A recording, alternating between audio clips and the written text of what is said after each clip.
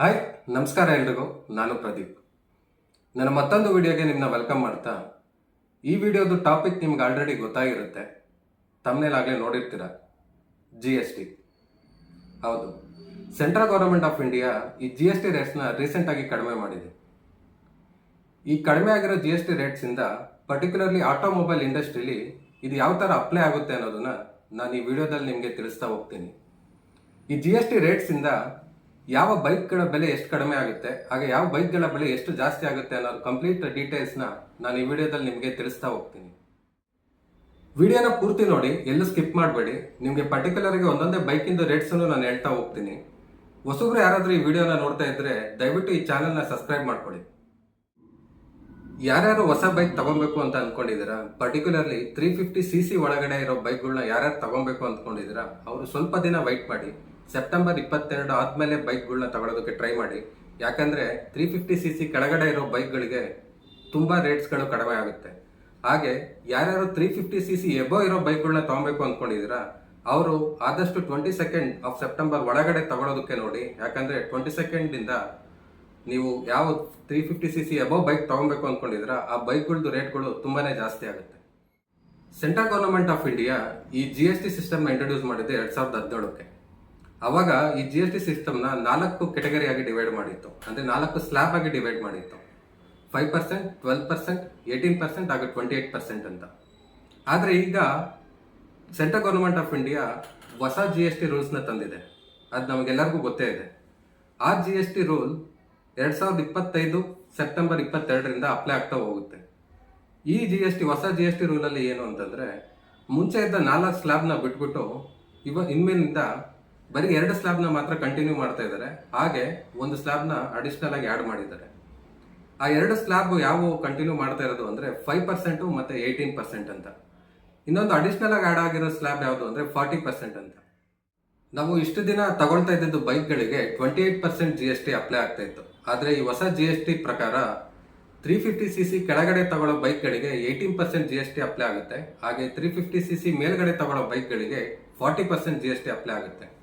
ಯಾರೆಲ್ಲ 350cc ಕೆಳಗಡೆ bike ತಗೊಳ್ಬೇಕು ಅಂತ ಇದ್ದೀರಾ, ಅವರಿಗೆಲ್ಲ ತುಂಬಾನೇ GST ಕಡಿಮೆ ಆಗುತ್ತೆ. ಅಂದರೆ ನೀವು ತಗೊಳ್ಳೋ ಬೈಕಿಗೆ ತುಂಬಾನೇ ಅಮೌಂಟ್ ಕಡಿಮೆ ಆಗುತ್ತೆ. ಯಾಕಂತಂದ್ರೆ ನಿಮಗೆಲ್ಲ 10% ಟ್ಯಾಕ್ಸ್ ಕಡಿಮೆ ಆಗುತ್ತೆ. ಹಾಗೆ ಯಾರೆಲ್ಲ 350cc ಎಬೋ ಬೈಕ್ ತಗೊಬೇಕು ಅಂತ ಅಂದ್ಕೊಂಡಿದ್ದೀರಾ, ಅವರೆಲ್ಲ 22 ಒಳಗಡೆನೆ ಆದಷ್ಟು ಬೈಕ್ ತಗೊಳ್ಳೋದಕ್ಕೆ ನೋಡಿ. ಯಾಕಂದ್ರೆ ನೀವು ಎಕ್ಸ್ಟ್ರಾ 9% GST ಕಟ್ಟಬೇಕಾಗುತ್ತೆ. ಈ ಎಲೆಕ್ಟ್ರಿಕ್ ಬೈಕ್ಗಳಿಗೆ ಮುಂಚೆ ನಾವು 5% GST ಕಟ್ತಾ ಇದ್ವಿ.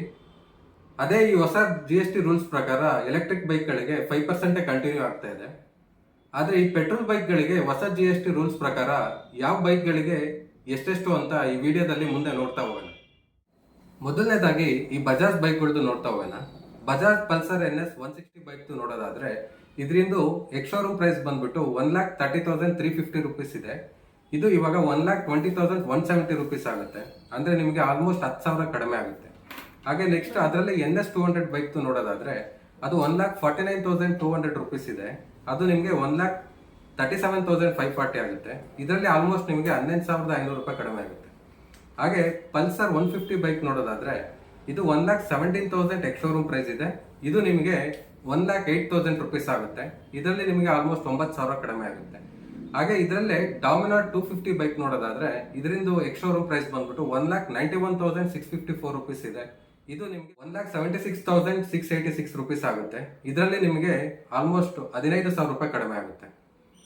ಹಾಗೆ ನಾವು ನೆಕ್ಸ್ಟ್ ಹೀರೋ ಬೈಕ್ಗಳದ್ದು ನೋಡೋದಾದ್ರೆ ಇದರಲ್ಲಿ ಮೊದಲನೇದಾಗಿ ಇವಾಗ ಎಕ್ಸ್ಪಲ್ಸ್ 210 ಬೈಕ್ ಇಂದು ನೋಡೋದಾದ್ರೆ ಇದು 1,85,800 ರೂಪೀಸ್ ಎಕ್ಸ್ ಶೋರೂಮ್ ಪ್ರೈಸ್ ಇದೆ. ಇದು ನಿಮಗೆ 1,71,000 ರೂಪೀಸ್ ಆಗುತ್ತೆ. ಇದರಲ್ಲಿ ನಿಮಗೆ ಆಲ್ಮೋಸ್ಟ್ 14,000 ಕಡಿಮೆ ಆಗುತ್ತೆ. ಹಾಗೆ ಅದರಲ್ಲೇ ಎಕ್ಸ್ಟ್ರೀಮ್ R160 ಬೈಕ್ ನೋಡೋದಾದ್ರೆ ಅದು ನಿಮಗೆ 1,38,700 ರೂಪೀಸ್ ಇದೆ. ಅದು ನಿಮಗೆ 1,27,800 ರೂಪೀಸ್ ಆಗುತ್ತೆ. ಇದು ನಿಮಗೆ ಆಲ್ಮೋಸ್ಟ್ 10,000 ರೂಪಾಯಿ ಕಡಿಮೆ ಆಗುತ್ತೆ. ಅದರಲ್ಲೇ ಎಕ್ಸ್ಟ್ರೀಮ್ 250 ಬೈಕ್ ನೋಡೋದಾದ್ರೆ ಅದು ನಿಮಗೆ 1,79,900 ರೂಪೀಸ್ ಇದೆ.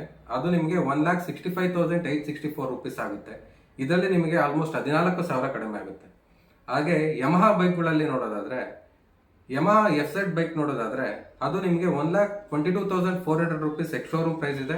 ಅದು ನಿಮಗೆ 1,12,800 ರೂಪೀಸ್ ಹೊಸ ರೇಟ್ ಆಗುತ್ತೆ. ಅದು ನಿಮ್ಗೆ ಅದರಲ್ಲಿ ನಿಮಗೆ ಆಲ್ಮೋಸ್ಟ್ 9,500 ರೂಪಾಯಿ ಕಡಿಮೆ ಆಗುತ್ತೆ. ಯಮಹದಲ್ಲಿ MT-15 ಬೈಕ್ ನೋಡೋದಾದ್ರೆ ಅದು ನಿಮಗೆ 1,68,000 ಎಕ್ಸ್ ಶೋರೂಮ್ ಪ್ರೈಸ್ ಇದೆ. ಅದು ನಿಮಗೆ 1,55,000 ರುಪೀಸ್ ಆಗುತ್ತೆ. ಅದರಲ್ಲಿ ನಿಮಗೆ ಆಲ್ಮೋಸ್ಟ್ 13,000 ರೂಪಾಯಿ ಉಳ್ಕೊಳ್ಳುತ್ತೆ. ಇನ್ನು ಯಮಹದಲ್ಲಿ R15 ಬೈಕ್ ನೋಡೋದಾದ್ರೆ ಅದು ನಿಮಗೆ 1,82,000 ಎಕ್ಸ್ ಶೋರೂಮ್ ಪ್ರೈಸ್ ಇದೆ. ಅದು ನಿಮಗೆ 1,67,700 ರುಪೀಸ್ ಆಗುತ್ತೆ. ನಿಮಗೆ ಅದು ಆಲ್ಮೋಸ್ಟ್ 14,200 ರೂಪಾಯಿ ಕಡಿಮೆ ಆಗುತ್ತೆ. ನೆಕ್ಸ್ಟ್ KTM ಬೈಕ್ಗಳಿಗೆ ಬರೋದಾದ್ರೆ KTM ಅಲ್ಲಿ 160 ಇವಾಗ ಹೊಸದಾಗಿ ಲಾಂಚ್ ಆಗಿರೋ ಬೈಕು. ಆ ಬೈಕಿಂದು ಪ್ರೈಸ್ ನೋಡೋದಾದ್ರೆ ಅದರಿಂದ ಎಕ್ಸ್ ಶೋರೂಮ್ ಪ್ರೈಸ್ ಬಂದ್ಬಿಟ್ಟು 1,84,678 ರುಪೀಸ್ ಇದೆ. ಅದು ನಿಮಗೆ 1,70,250 ರುಪೀಸ್ ಆಗುತ್ತೆ. ಅದರಲ್ಲಿ ನಿಮಗೆ ಆಲ್ಮೋಸ್ಟ್ 14,430 ರೂಪಾಯಿ ಕಡಿಮೆ ಆಗುತ್ತೆ. ಅದರಲ್ಲೇ KTM ಅಲ್ಲೇ 200 ಡ್ಯೂಕ್ ನೋಡೋದಾದ್ರೆ ಅದು ನಿಮಗೆ 2,07,212 ರುಪೀಸ್ ಎಕ್ಸ್ ಶೋರೂಮ್ ಪ್ರೈಸ್ ಇದೆ. ಅದು ನಿಮಗೆ 1,90,000 ರುಪೀಸ್ ಆಗುತ್ತೆ. ಅದರಲ್ಲಿ ನಿಮಗೆ ಆಲ್ಮೋಸ್ಟ್ 17,000 ರೂಪಾಯಿ ಕಡಿಮೆ ಆಗುತ್ತೆ. ಹಾಗೆ KTM ಡ್ಯೂಕ್ 250 ಬೈಕ್ ನೋಡೋದಾದ್ರೆ 2,30,115 ರುಪೀಸ್ ಎಕ್ಸ್ ಶೋರೂಮ್ ಪ್ರೈಸ್ ಇದೆ. ಅದು ನಿಮಗೆ 2,12,135 ರುಪೀಸ್ ಆಗುತ್ತೆ. ಅದರಲ್ಲಿ ನಿಮಗೆ ಆಲ್ಮೋಸ್ಟ್ 18,000 ರೂಪಾಯಿ ಕಡಿಮೆ ಆಗುತ್ತೆ. ನಾವು ಇಷ್ಟೊತ್ತು ನೋಡಿದ್ದೆಲ್ಲ 350cc ಬಿಲೋ ಇರೋ ಬೈಕ್ಗಳು. 350cc ಬಿಲೋ ಇರೋ ಬೈಕ್ಗಳು ಹೊಸ GST ರೂಲ್ಸ್ ಪ್ರಕಾರ ರೇಟ್ಗಳು ಕಡಿಮೆ ಆಗಿದೆ. ಆದ್ರೆ ಅದೇ ಹೊಸ GST ರೂಲ್ಸ್ ಪ್ರಕಾರ 350cc ಎಬೋ ಇರೋ ಬೈಕ್ಗಳ ರೇಟ್ಗಳು ಜಾಸ್ತಿ ಆಗಿದೆ. ಹಾಗೆ ಯಾವ್ಯಾವ ಬೈಕ್ಗಳ ರೇಟು ಜಾಸ್ತಿ ಆಗಿದೆ ಅನ್ನೋದನ್ನ ನೋಡ್ತಾ ಹೋಗೋಣ. Bajaj Pulsar NS 400Z bike ನೋಡೋದಾದ್ರೆ ಅದರಿಂದ ಎಕ್ಸ್ ಶೋರೂಮ್ ಪ್ರೈಸ್ ಬಂದ್ಬಿಟ್ಟು 1,92,327 ರುಪೀಸ್ ಇದೆ. ಅದು 2,05,478 ರುಪೀಸ್ ಆಗುತ್ತೆ. ಅಂದ್ರೆ ನಿಮ್ಗೆ ಆಲ್ಮೋಸ್ಟ್ 13,000 ಅದು ಬೈಕ್ ಜಾಸ್ತಿ ಆಗುತ್ತೆ. ಹಾಗೆ ಅದರಲ್ಲೇ ಡಾಮಿನರ್ 400 ನೋಡೋದಾದ್ರೆ 2,38,680 ರುಪೀಸ್ ಎಕ್ಸ್ ಶೋರೂಮ್ ಪ್ರೈಸ್ ಇದೆ. ಅದು ನಿಮಗೆ 2,54,980 ರುಪೀಸ್ ಆಗುತ್ತೆ. ಅಂದ್ರೆ ನಿಮಗೆ ಆಲ್ಮೋಸ್ಟ್ ಅದು 16,000 ರೂಪಾಯಿ ಜಾಸ್ತಿ ಆಗುತ್ತೆ. ಹಾಗೆ KTM ಡ್ಯೂಕ್ 390 ಬೈಕ್ ನೋಡೋದಾದ್ರೆ ಅದರಿಂದ 2,97,575 ರುಪೀಸ್ ಎಕ್ಸ್ ಶೋರೂಮ್ ಪ್ರೈಸ್ ಇದೆ. ಅದು ನಿಮಗೆ 3,19,105 ರುಪೀಸ್ ಆಗುತ್ತೆ. ಅಂದ್ರೆ ಅದರಲ್ಲಿ ನಿಮಗೆ ಆಲ್ಮೋಸ್ಟ್ 21,000 ರೂಪಾಯಿ ಜಾಸ್ತಿ ಆಗುತ್ತೆ. ಹಾಗೆ ಈ ರಾಯಲ್ ಎನ್ಫೀಲ್ಡ್ ಬೈಕ್ ನೋಡೋದಾದ್ರೆ ರಾಯಲ್ ಎನ್ಫೀಲ್ಡ್ ಅಲ್ಲಿ ಹಿಮಾಲಯನ್ 450 ಬೈಕ್, ಆ ಬೈಕ್ ನೋಡೋದಾದ್ರೆ 2,85,000 ರುಪೀಸ್ ಅದು ಎಕ್ಸ್ ಶೋರೂಮ್ ಪ್ರೈಸ್ ಇದೆ. ಅದರಿಂದ ನಿಮಗೆ 3,04,500 ರುಪೀಸ್ ಆಗುತ್ತೆ. ಇದರಲ್ಲಿ ನಿಮಗೆ ಆಲ್ಮೋಸ್ಟ್ 19,000 ರೂಪಾಯಿ ಜಾಸ್ತಿ ಆಗುತ್ತೆ. ಹಾಗೆ ಸ್ಕ್ರಾಮ್ 440 ನೋಡೋದಾದ್ರೆ 2,08,000 ರುಪೀಸ್ ಇದರಿಂದ ಎಕ್ಸ್ ಶೋರೂಮ್ ಪ್ರೈಸ್ ಇದೆ. ಇದು ನಿಮಗೆ 2,22,290 ರುಪೀಸ್ ಆಗುತ್ತೆ. ಇದರಲ್ಲಿ ನಿಮಗೆ ಆಲ್ಮೋಸ್ಟ್ 14,000 ರೂಪಾಯಿ ಜಾಸ್ತಿ ಆಗುತ್ತೆ. ಈ ರಾಯಲ್ ಎನ್ಫೀಲ್ಡ್ ಕೆಟಗರಿಲಿ 350cc ಬಿಲೋ ಇರೋವೆಲ್ಲ ರೇಟ್ ಕಡಿಮೆ ಆಗುತ್ತೆ. 350cc ಎಬೋ ಇರೋದೆಲ್ಲ ರೇಟ್ ಜಾಸ್ತಿ ಆಗುತ್ತೆ. ಇದೇ ರೀತಿ ಎಲ್ಲ ಬೈಕ್ಗಳಲ್ಲೂ ಆಗುತ್ತೆ. ನಾನು ಇಷ್ಟೊತ್ತು ಹೇಳಿರೋ ಅಮೌಂಟ್ಗಳೆಲ್ಲ ಫಿಕ್ಸ್ಡ್ ಅಮೌಂಟ್ ಇರಲ್ಲ, ಅದರಲ್ಲಿ ಸ್ವಲ್ಪ ವೇರಿಯೇಷನ್ಸ್ ಇದ್ದೇ ಇರುತ್ತೆ. ಮತ್ತೆ ನಾನು ಹೇಳಿರೋದೆಲ್ಲ ಎಕ್ಸ್ ಶೋರೂಮ್ ಪ್ರೈಸ್ ಮಾತ್ರ. ಇದಾದ್ಮೇಲೆ ನಿಮಗೆ RTO ಚಾರ್ಜಸ್ ಇರುತ್ತೆ, ಮತ್ತೆ ಇನ್ಸೂರೆನ್ಸ್ ಅಂತ ಅದು ನೀವು ಎಕ್ಸ್ಟ್ರಾ ಪೇ ಮಾಡಬೇಕಾಗುತ್ತೆ. ಅದಕ್ಕೆಲ್ಲ ನಿಮಗೆ GST ಅಪ್ಲೈ ಆಗೋದಿಲ್ಲ.